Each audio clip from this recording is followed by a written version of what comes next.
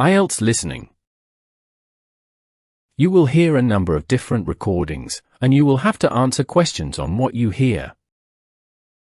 There will be time for you to read the instructions and questions, and you will have a chance to check your work. All the recordings will be played once only. The test is in 4 sections. At the end of the test, you will be given 10 minutes to transfer your answers to an answer sheet. Now turn to Section 1. Section 1. You will hear an interview with a woman who is doing a survey about living in London. First, you have some time to look at questions 1 to 5.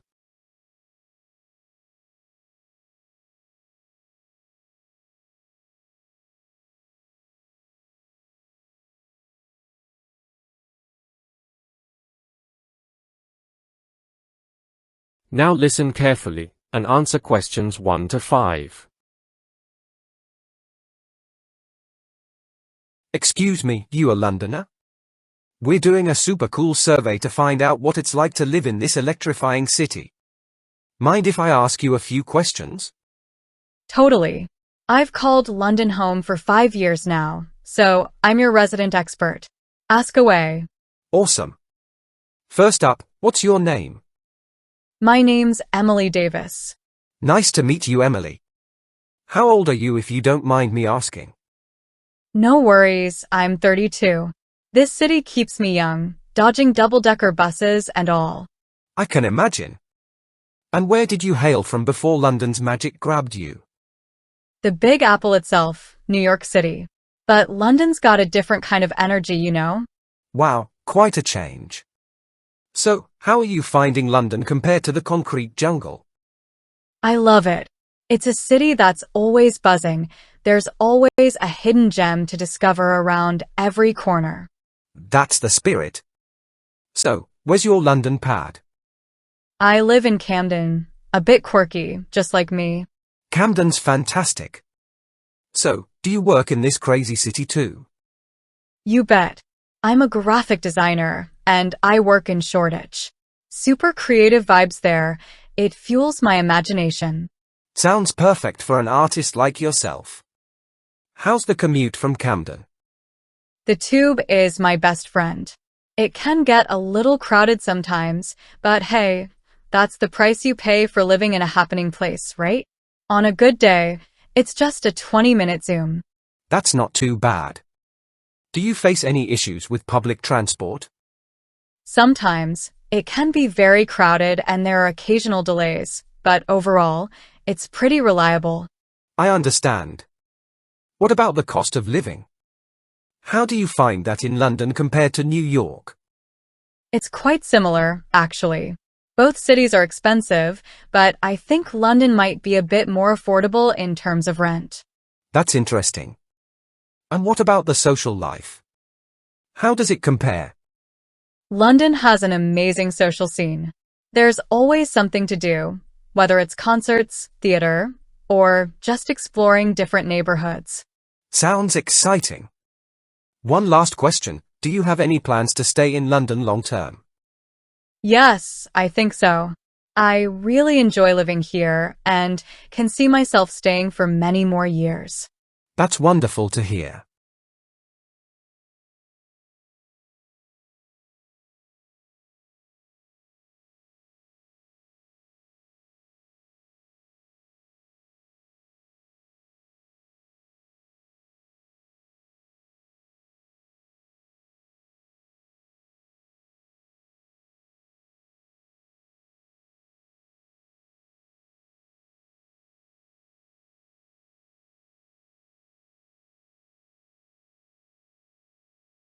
Before you hear the rest of the conversation, you have some time to look at questions 6 to 10.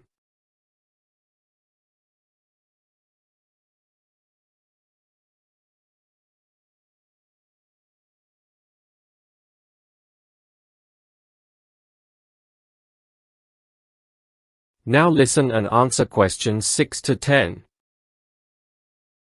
Now, Emily, let's talk about your London lifestyle. How's the food scene treating you? Oh, it's fantastic. There are so many diverse restaurants and markets to explore. I'm on a mission to try every cuisine under the sun. Do you have any favorite places to eat? Yes, there's a little Italian gem tucked away in Soho that I absolutely adore. Sounds lovely. What about shopping? Does London do it for you? Absolutely. Oxford Street and Covent Garden are classics for a reason, but I also love hunting for unique finds in the smaller shops around town. And how do you unwind on weekends? I love visiting museums and galleries, soaking up all the culture. Sometimes I escape the city bustle for a walk in one of London's beautiful parks, or even take day trips to explore nearby villages. Sounds like a great balance. Do you think London is a good place for outdoor activities? Definitely. There are so many parks and green spaces scattered throughout the city. Regent's Park is my favorite spot for a peaceful walk. What about sports or fitness activities? I'm a gym regular. Gotta keep up with this city's energy. I also love taking yoga classes to find some inner zen. Excellent. Now, are there any challenges you face living in London? Well, sometimes it can feel a bit too busy and noisy, but that's part of living in a big city, I guess. Yes, that's true. But overall, would you recommend London to others? Absolutely. It's a wonderful city with so much to offer. Thank you, Emily. This has been very insightful. My pleasure.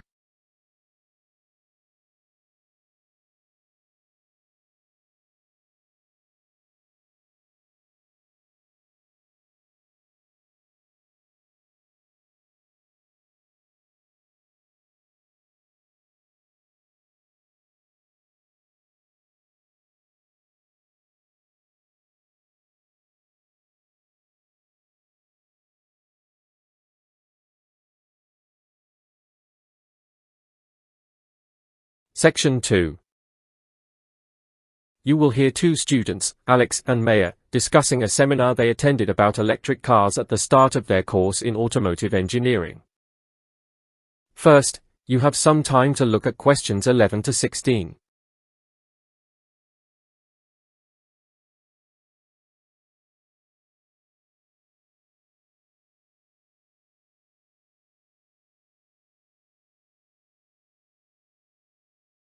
Now listen carefully, and answer questions 11 to 16.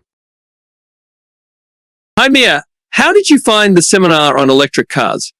It was really insightful, though I had a bit of a rough start. Oh, what happened? Well, I arrived just as it was starting and the room was packed. I ended up way at the back and the sound system wasn't great, so I missed a bit at the beginning. That's frustrating. I got there early and managed to snag a seat near the front. The visuals were really clear from there. Lucky you. Once I settled in, though, I found the content fascinating, especially when they delved into advancements in battery technology. Yeah, the range and charging capabilities they mentioned were pretty impressive. I had no idea electric cars could go that far on a single charge now. Exactly. And the environmental benefits they emphasized, like reduced emissions and lower carbon footprints, were eye-opening. It's incredible how much the industry has progressed in making electric vehicles more practical and accessible for everyday use. Absolutely. I was also surprised by how quiet electric cars are compared to traditional combustion engines. Yeah, that was an interesting point. It changes the whole driving experience, doesn't it? The seminar really broadened my perspective on electric vehicles.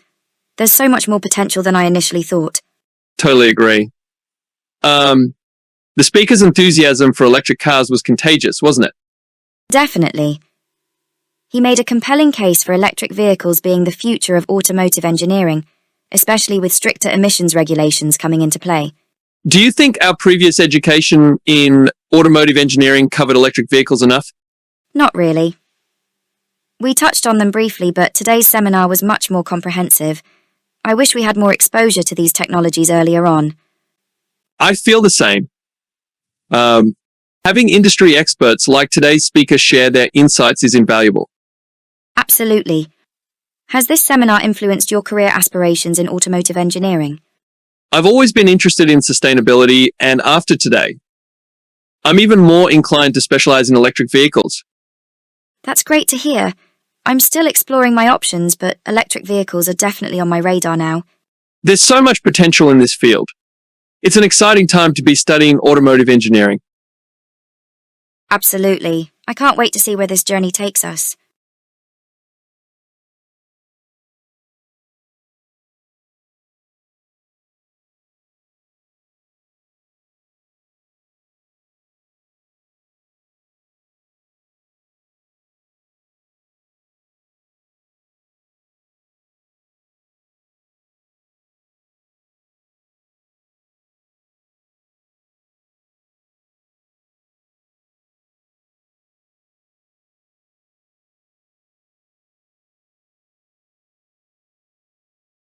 Before you hear the rest of the conversation, you have some time to look at questions 17 to 20.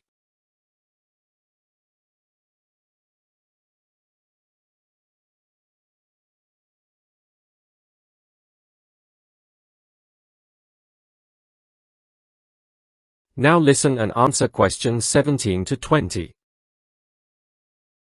One thing I found really interesting was when the speaker shared his experiences working with electric car manufacturers. Yeah, especially when he talked about the challenges he faced in the early stages of electric vehicle production. He mentioned a couple of mistakes he made. Right, like underestimating the complexity of battery management systems. That was a steep learning curve for him. And he also mentioned focusing too much on performance metrics and not enough on the overall user experience.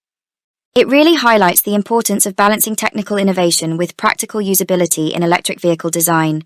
Absolutely. Did he mention any other lessons he learned from his early career? Yes, he emphasized the need for continuous improvement and adapting to new technologies. He recommended staying flexible and open-minded. That's solid advice, especially in such a rapidly evolving field. Well, I think gaining hands-on experience will be crucial for us too. Definitely. Internships and practical projects will give us the skills and insights we need to succeed in electric vehicle engineering. I'm already looking into internship opportunities with electric car manufacturers. It would be a great way to apply what we've learned so far. Same here. I'm eager to get started and contribute to the future of sustainable transportation. It's exciting to think about the innovations we could be a part of. Absolutely. The potential for electric vehicles is immense, and I'm ready to dive in.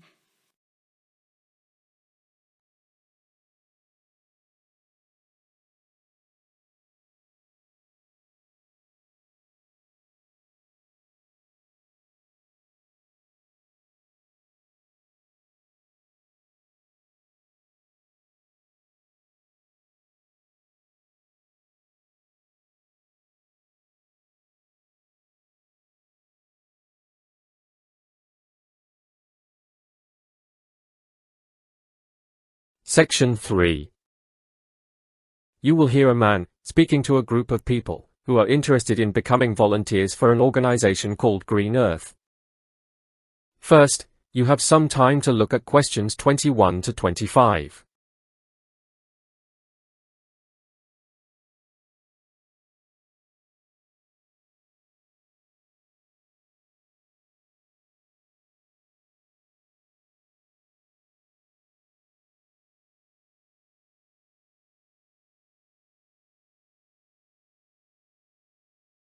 Now listen carefully and answer questions 21 to 25. Good evening, everyone. Welcome to this introductory session for prospective volunteers at Green Earth. We're delighted to see so many of you here and appreciate your interest in supporting our environmental initiatives. Green Earth is a nonprofit organization dedicated to promoting sustainable living and environmental conservation in our community. We rely heavily on volunteers to carry out our various programs, and we're currently looking for more enthusiastic individuals to join our team. Before we get into the specifics of volunteering with us, I'd like to address a couple of housekeeping issues. Firstly, I apologize for any discomfort you might be experiencing due to the seating arrangement. We've had an unexpectedly high turnout tonight, and although we've added extra seats, it means that some of you at the back may feel a bit cramped. We'll do our best to keep this session brief, around 45 minutes, to minimize any inconvenience. One of the most common questions we receive is regarding the age of our volunteers. At Green Earth, we believe that everyone has something valuable to contribute regardless of age. Our volunteers range from teenagers, as young as 15, to seniors in their 70s and beyond. What matters most to us is your passion for the environment and your willingness to commit to our cause. Regarding training, it's important to note that our training program is both comprehensive and ongoing. All new volunteers are required to complete an initial training session, which covers the basics of our organization, safety protocols, and the specific duties you'll be undertaking. But training doesn't stop there. We provide continuous learning opportunities through workshops, seminars, and hands-on experience, ensuring that you are always equipped with the knowledge and skills needed for your role. Before you decide to apply, I would like you to reflect on a couple of crucial factors. Firstly, think about your availability. Volunteering can be very rewarding, but it also requires a certain level of commitment. Make sure you have enough time to dedicate to your volunteering duties without it becoming a source of stress. Secondly, consider your personal motivation and goals. We don't judge your reasons for wanting to volunteer, whether you're looking to gain work experience, meet new people, or simply give back to the community. What we value most is your dedication and enthusiasm. Alright, that's enough from me for now. Let's move on to some specifics about the types of volunteering opportunities available with Green Earth.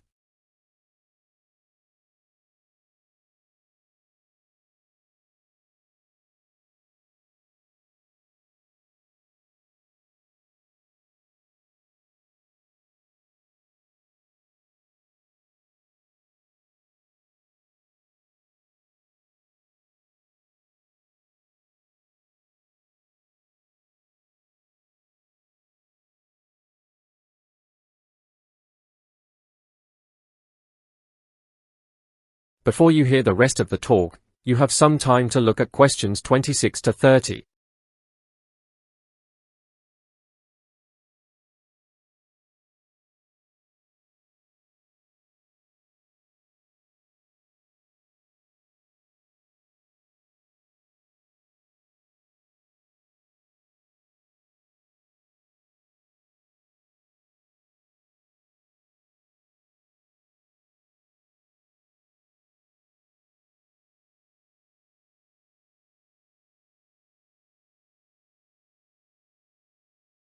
Now listen carefully and answer questions 26 to 30. Now, let's delve into the specific areas where we need volunteers and the skills that would be beneficial for each role. One critical area where we always need help is our community outreach program. Volunteers in this role are responsible for educating the public about environmental issues and promoting sustainable practices. If you have strong communication skills and enjoy interacting with people, this could be a great fit for you. Creativity is also a plus, as we often need fresh ideas for engaging the community through events and social media. Another essential role is our wildlife conservation projects. These volunteers assist with habitat restoration, wildlife monitoring, and data collection. It's beneficial if you have some background in biology or ecology, but it's not a requirement. What you do need is a love for nature and a willingness to work outdoors, sometimes in challenging conditions. If you're interested in a more physically active role, consider joining our urban gardening team. This team focuses on creating and maintaining community gardens throughout the city. It's hard work, involving a lot of digging, planting, and weeding, but it's incredibly rewarding to see a barren plot of land transform into a thriving green space. Experience in gardening or agriculture is helpful but not necessary. We'll provide all the training you need. We also have opportunities in our administrative support team. These volunteers help with a variety of tasks, from data entry and managing our volunteer database to coordinating events and handling correspondence. Strong organizational skills and proficiency with computers are beneficial here. Lastly, if you have specialized skills, such as graphic design, photography, or web development, we'd love to have you on our media and communications team.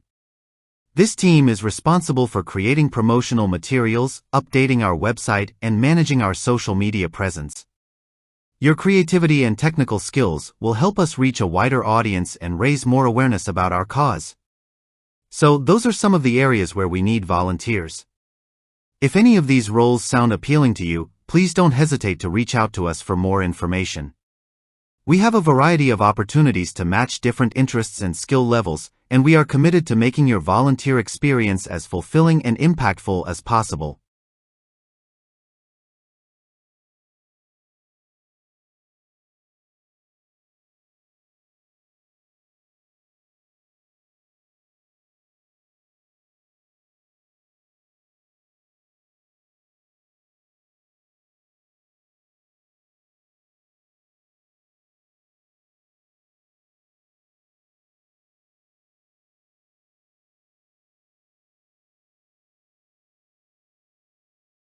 Section 4. You will listen to a talk about the history and development of a city. First, you have some time to look at questions 31 to 40.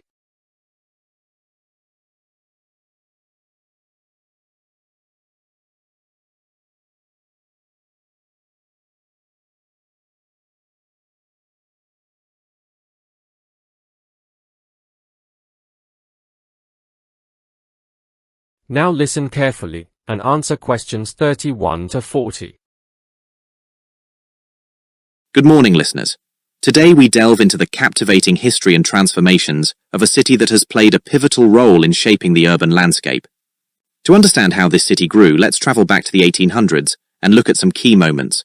One of the most important events happened in 1831 with the opening of the city's first modern railway. This groundbreaking transportation system, called the Pioneer, was powered by a revolutionary locomotive designed by James Anderson. The Pioneer wasn't just for show, it hauled both cargo and passengers according to a set schedule.